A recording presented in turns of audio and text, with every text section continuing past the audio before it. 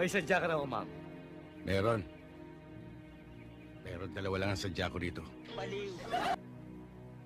Siya. At yun.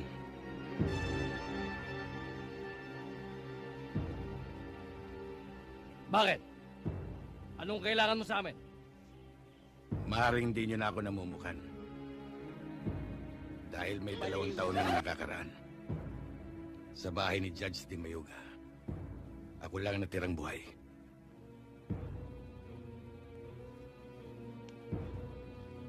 Kaya yung mga naririto na hindi kasama lumayo na. Dahil papatayin kong 2 ito eh.